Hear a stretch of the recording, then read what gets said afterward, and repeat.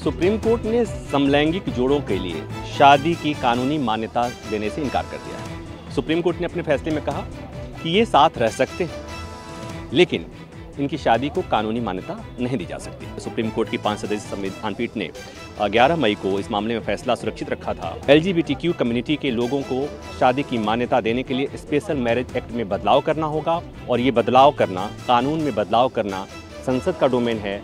वो बदलाव संसद ही कर सकती है, सुप्रीम कोर्ट उसमें दखल नहीं दे सकती। और इस आधार पर सुप्रीम कोर्ट ने LGBTQ कम्युनिटी के लोगों को इस शादी को कानूनी मान्यता देने से इनकार कर दिया। सुप्रीम कोर्ट ने केंद्र सरकार के उस सुझाव को अपने फैसले में लिखा है जहां पर सरकार की तरफ से ये कहा गया कि LGBTQ कम्युनिटी के लोगों के साथ किसी तरह का हरासमेंट, कोई भी शोषण नहीं होना चाहिए। इसके लिए सरकार कमेटी बनाएगी और उनको कैसे बाकी अन्य लोगों के साथ के समान अधिकार दिया जा सकता है, इस पर कमेटी विचार करेगी। कैमरामैन हरविंदर के साथ प्रभाकर मिश्रा, न्यूज़ 24 दिल्ली।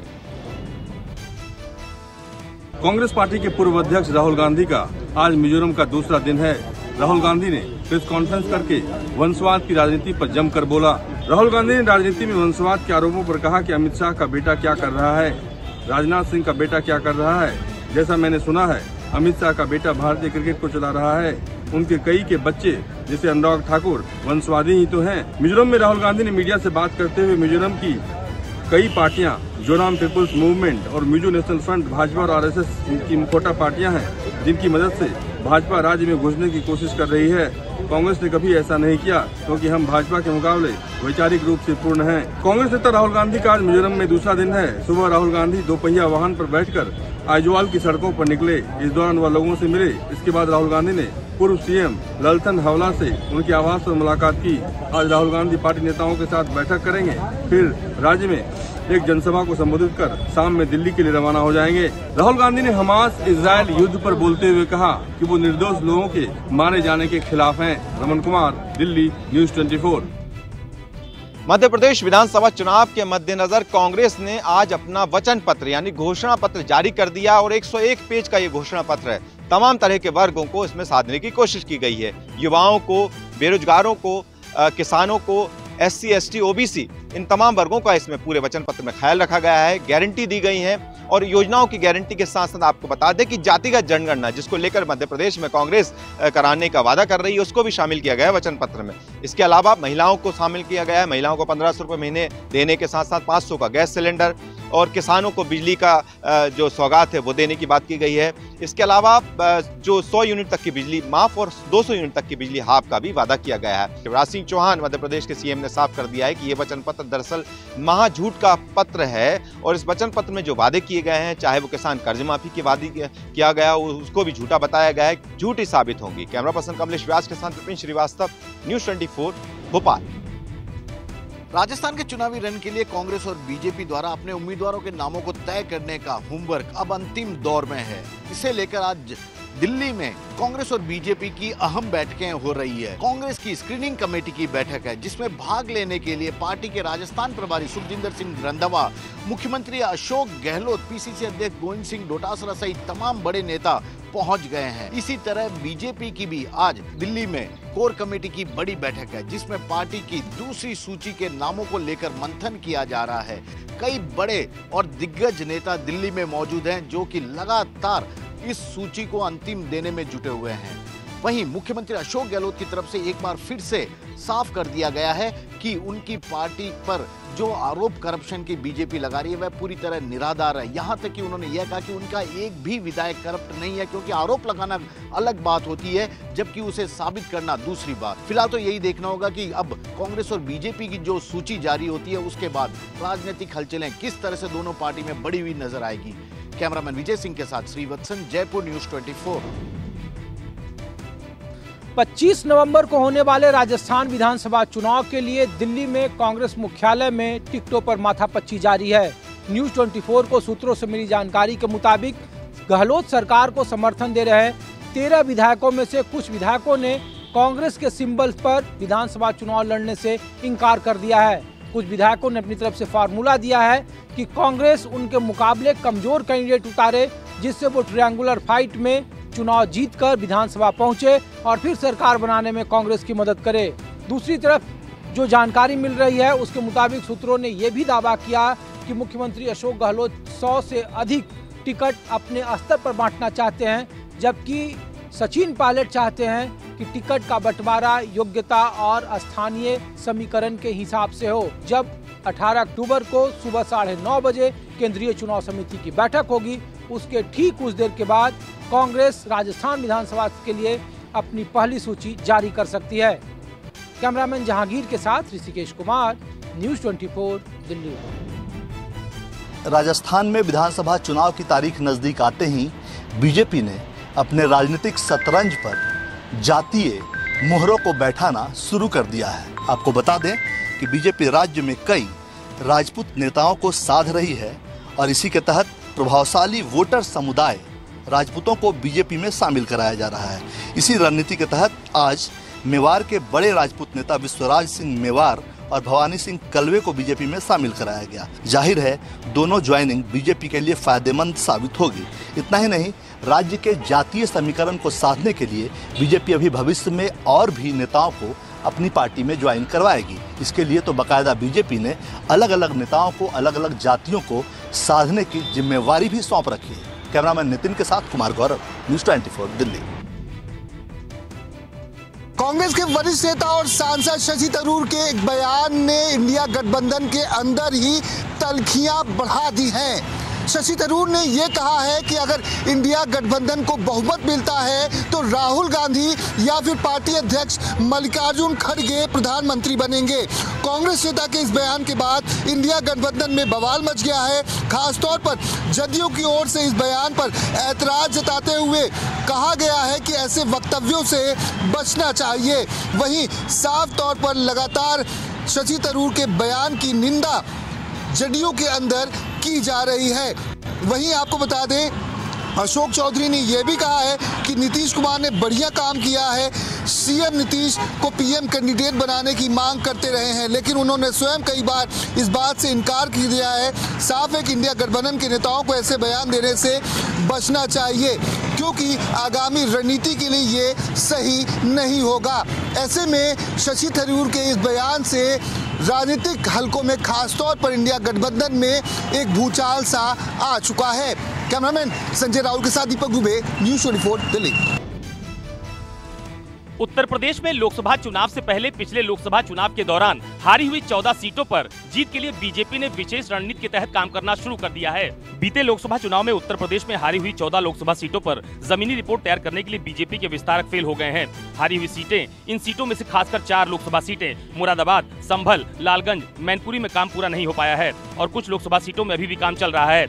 ऐसे में विस्तार के साथ लोकसभा प्रभारी और संयोजकों से भी जवाब तलब किया गया है। दरअसल इन सीटों पर जीत की रणनीति तय करने के साथ ही जीत के फॉर्मूले पर अपनी रिपोर्ट देनी थी, जिस पर अभी तक कोई रणनीति तय नहीं हो पाई है। फिलहाल पार्टी संगठन की तरफ से 14 लोकसभा सीटों पर जीत की रणनीति के तहत अभी तक पार्टी के विस्तारक रिपोर्ट नहीं दे पाए हैं, जिसको लेकर पार्टी ने नाराजगी भी जाहिर की है। फिलहाल बीजेपी संगठन की तरफ से इन सीटों पर फिर से रिपोर्ट तलब की गई है, क्योंकि इस लोकसभा चुनाव में बीजेपी इन सभी सीटों पर जीत हासिल करना चाहती है। कैमरा पर्सन सचिन सैनी के साथ अशोक तिवारी, लखनऊ, न्यूज़ 24।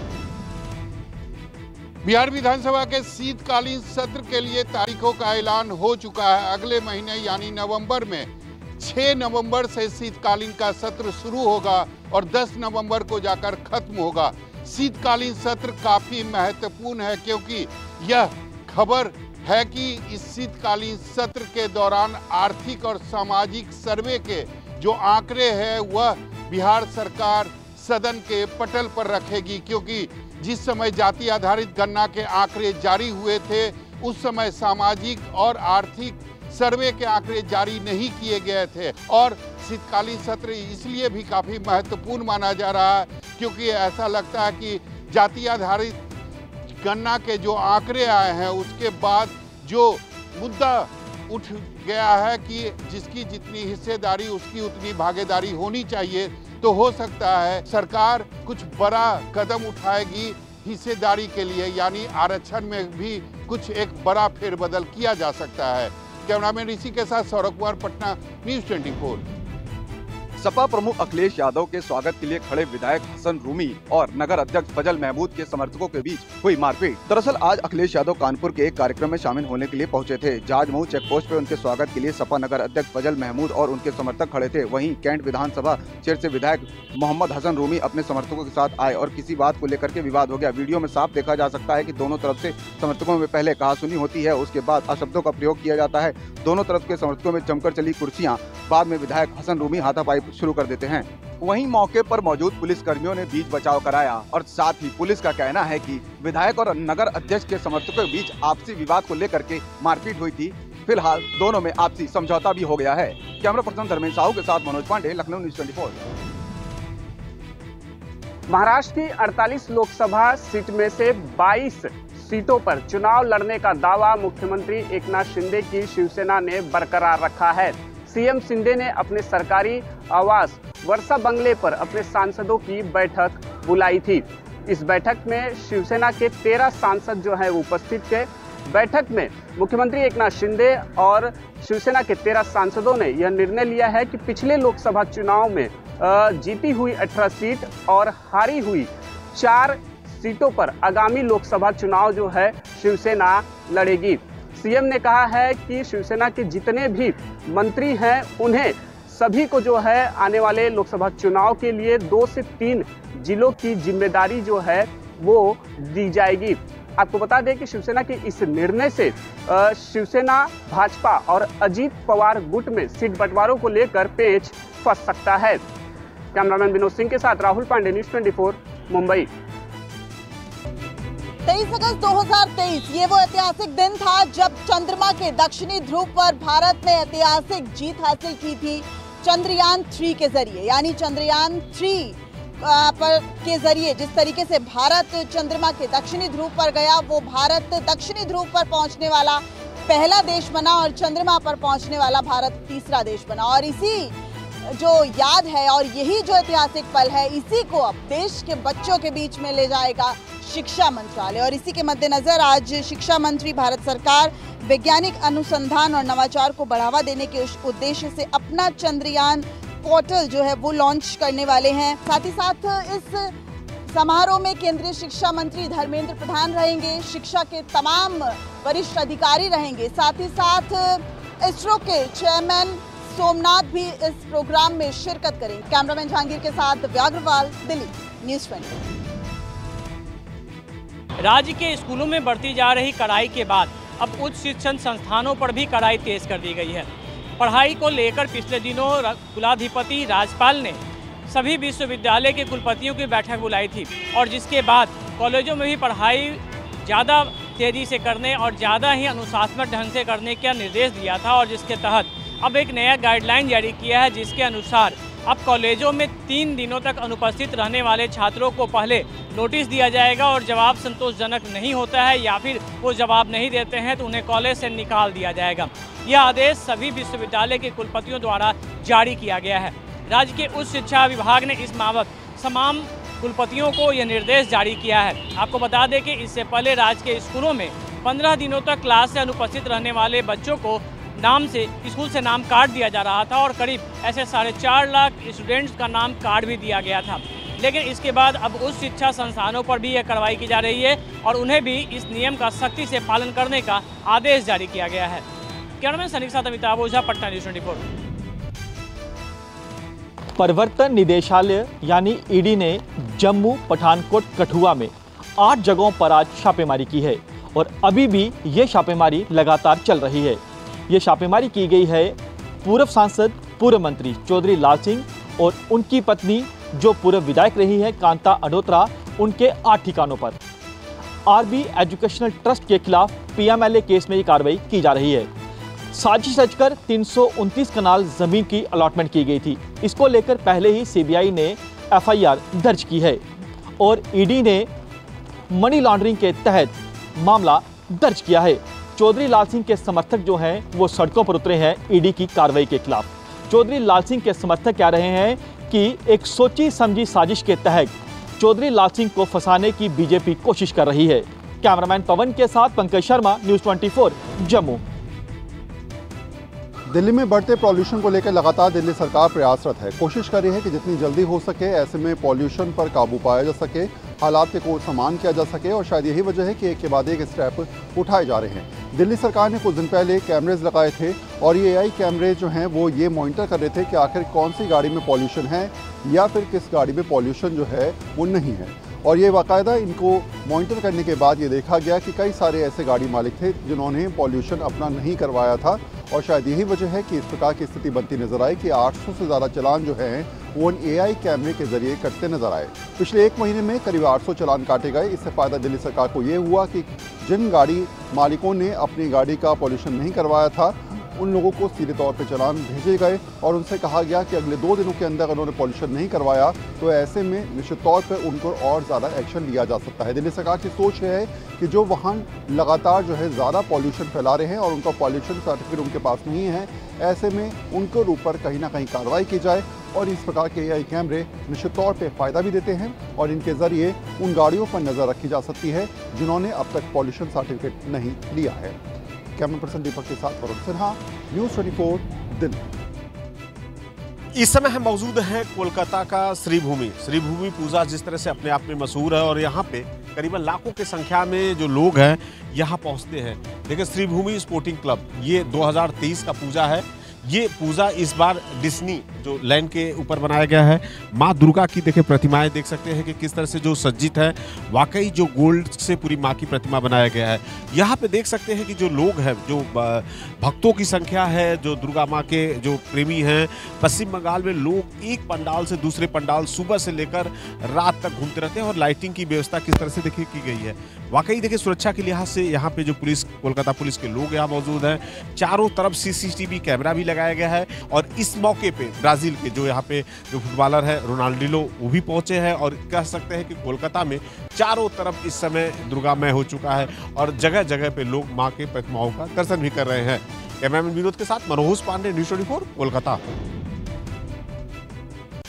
गुजरात से आज खबर मशाल गरबा और अंगार रात को लेकर। एक तरफ जहां गुजरात का लोक नृत्य गरबा पश्चिमी लाइफस्टाइल की नकल में बदलता जा रहा है, वहीं कुछ लोग आज भी ऐसे हैं जिन्होंने पुरानी परंपरा और संस्कृति को जीवित रखा हुआ है। क्लब और रिसोर्ट में डीजे के ताल पर गरबा डांस के अलग अलग स्टेप करते लोगों के बीच गुजरात के कई जिलों में आज भी मां की आराधना के प्रति गरबा भक्ति और श्रद्धा का ही स्वरूप है। इसी कड़ी में आज आपको दिखाते हैं मशाल गरबा और अंगार रास। जामनगर में पिछले 80 सालों से रंजीत नगर पटेल समाज के पटेल युवक पारंपरिक वेशभूषा में सुसज्जित होकर मशाल गरबा खेलते हैं और अंगारों पर रास उठाते हैं। इस बार भी 25 युवकों ने जलते हुए अंगारों पर दुर्गा माता के श्लोक के बीच अंगारा रास खेलकर लोगों को हैरान कर दिया। वहीं जामनगर के ही एक गरबा इवेंट में अभिनेता वरुण धवन अपनी फिल्म के प्रमोशन के लिए पहुंचे। बीजेपी सांसद पूनम माडम के साथ वरुण धवन जामनगर के गरबा इवेंट पर नजर आए। इसी गरबा इवेंट में एक दिन पहले आयुष्मान खुराना भी अपनी फिल्म के प्रमोशन के लिए पहुंचे थे। कैमरा के साथ भूपेंद्र सिंह, अहमदाबाद, न्यूज़ 24। इजराइल और हमास के बीच युद्ध संघर्ष जारी है। आज इस युद्ध का 11वां दिन है, लेकिन ताबड़तोड़ हमले दोनों ही तरफ से लगातार किए जा रहे हैं। मौत का आंकड़ा बढ़ रहा है, घायलों की संख्या लगातार बढ़ रही है। वहीं जो दूसरे देश हैं वो कूटनीतिक स्तर पर इस युद्ध को रोकने का काम हर लेवल पर करने को तैयार हैं, लेकिन इजराइल हर तरीके से हमास को सबक सिखाने पर आमादा है। आपको बता दें कि पश्चिम एशिया में संभावित युद्ध की तैयारी पर अब अमेरिका काम कर रहा है। पेंटागन ने करीब 2000 अमेरिकी सैनिकों की टुकड़ी को मेडिकल और लॉजिस्टिकल जरूरतों के लिहाज से इजराइल में तैनाती के लिए तैयार रहने के लिए कहा है। अमेरिका इस बात के लिए भी तैयार है कि अगर मौजूदा संघर्ष में ईरान और उसके हिजबुल्लाह जैसे समर्थक कूद पड़ते हैं तो अमेरिकी फौज को ईरान से संभावित जंग के लिए आवश्यक कानूनी परमिशन के लिए तैयार कर लिया जाए। हाउस फॉरेन अफेयर कमेटी के प्रमुख माइकल मैकॉल ने कहा कि उनकी committee authorization of use for military force नाम का लेजिस्लेशन तैयार कर रही है। ऐसा आमतौर पर व्हाइट हाउस के इशारे पर ही किया जाता है। तो आप देख सकते हैं कि किस तरह से पश्चिम एशिया में संभावित युद्ध की तैयारी को लेकर अमेरिका पूरी तरह से तैयार है और अमेरिकी राष्ट्रपति जो बाइडेन भी 18 तारीख को इजराइल पहुंच रहे हैं। तो ऐसे में देखना होगा कि आगे तस्वीर इस युद्ध की क्या नजर आती है। कैमरामैन सुनील सिंह के साथ पूजा राठौर शर्मा, न्यूज़ 24। इस वक्त पूरी दुनिया की नजर इजराइल और हमास पर है और कल का दिन इसलिए भी अहम माना जा रहा है, बुधवार का दिन, जब OIC यानी इस्लामिक संगठन जो है वो एक मीटिंग करने जा रहे हैं। अर्जेंट मीटिंग बुलाने का जो फैसला लिया गया है इसीलिए के लिए लिया गया है कि किसी तरीके से वो इस युद्ध को किसी तरीके से रोक पाएं। माना जा रहा है कि ये बैठक इसलिए भी अहम है क्योंकि जो बाइडेन जो हैं खुद इजराइल के दौरे पर हैं और जिस तरीके की तस्वीर थी कि जो उनके यूएस सेक्रेटरी थे एंटनी ब्लिंकन, वो जब आए तो शायद उस दौरे से कुछ निकल के लिए आया, तो खुद मोर्चा संभालते हुए जो बाइडेन जो हैं वो पहुंच रहे हैं। और अर्जेंट मीटिंग और इस तरह के जो बाइडेन का पहुंचना सीधे तौर पे ये कई निर्णयों का इशारा कर रहा है कि ये युद्ध रुकेगा या आगे बढ़ेगा या क्या निर्णय होगा। दूसरी तरफ दूसरी बड़ी पावर यहाँ कहा जाए कि पुतिन जो हैं रशिया के राष्ट्रपति, वो जी जिनपिंग से मिलने जा रहे हैं, तो एक बड़ी मुलाकात उनकी भी होगी। सीधे तौर पे कहा जाए कि कल महाशक्तियाँ आपस में मिल रही हैं। कैमरा साहिल के साथ राहुल प्रकाश, न्यूज़ 24। इजराइल पर हमास का हमला, उसके बाद इजरायली फोर्स का ताबड़तोड़ अटैक। जी हाँ, 10 दिन हो चुके हैं लेकिन अभी तक जमीनी लड़ाई शुरू नहीं हो सकी है। इजराइल की ओर से मिसाइल, आर्टिलरी गन और एयरफोर्स का भी इस्तेमाल जारी है। आतंकी संगठन हमास के पास उतने बढ़िया हथियार नहीं हैं जैसे इजराइल के पास है। बावजूद इसके अभी तक इजराइल ने बड़ा जमीनी हमला नहीं किया है। फोर्स गाजा पट्टी के बॉर्डर पर तो तैनात है लेकिन अंतिम प्रहार अभी बाकी है। इस देरी के पीछे सिर्फ एक कारण बिल्कुल नहीं हो सकता है गाजा में रहने वाले आम लोगों की जान जाए, बल्कि एक और वजह है, यह भी है कि इजरायली अपनी सेना की ज्यादा कैजुअलिटी नहीं चाहती है। दरअसल आमने सामने की लड़ाई में उसका पलड़ा हमेशा भारी होता है जो अपने डिफेंड करता है। जैसा कि हमने रूस यूक्रेन युद्ध में भी देखा कि कैसे रूसी टैंक और उनके सैनिकों को ज्यादा नुकसान उठाना पड़ा था। कैमरा पर्सन जहांगीर के साथ पवन मिश्रा, न्यूज़ 24 दिल्ली। 69वें फिल्म पुरस्कार यानी नेशनल फिल्म अवार्ड्स आज दिल्ली के विज्ञान भवन में हुए और समझ लीजिए कि यहाँ सितारे ज़मीन पर उतर आए। देश की सबसे बड़ी फिल्में, देश के सबसे बड़े डायरेक्टर्स, देश के सबसे बड़े एक्टर्स, उनको आज राष्ट्रपति द्रौपदी मुर्मू ने विज्ञान भवन में पुरस्कार दिया। RRR जो ऑस्कर्स तक में कमाल की जीत हासिल करके आई, डायरेक्टर राजा मौली और उनकी फिल्म को यहाँ बेस्ट होलसम एंटरटेनमेंट का अवार्ड मिला। आर माधवन की रॉकेटरी को बेस्ट फीचर फिल्म का अवार्ड मिला। डायरेक्टर संजय लीला भंसाली को उनकी फिल्म गंगूबाई काठियावाड़ी के लिए best screen play, best editing का अवार्ड मिला है। और साथ में रॉक स्टार DSP को पुष्पा द राइज के गाने के लिए बेस्ट म्यूजिक डायरेक्टर का अवार्ड मिला है। राष्ट्रीय फिल्म पुरस्कार कभी इतने वाइब्रेंट नहीं रहे, इतने शानदार नहीं रहे। वो हर लैंग्वेज, हर भाषा, देश की हर भाषा की फिल्म को यहाँ पर राष्ट्रीय पुरस्कार से नवाजा गया है। पश्चिमी विक्षोभ और साथ ही साथ पोस्ट मानसून की वजह से इस वक्त कई राज्यों में बर्फबारी हो रही है तो मैदानी इलाकों में बारिश भी हो रही है। मौसम विभाग ने साफ तौर पर ये अनुमान लगाया था कि 16, 17, 18 के बीच में मौसम में परिवर्तन होगा।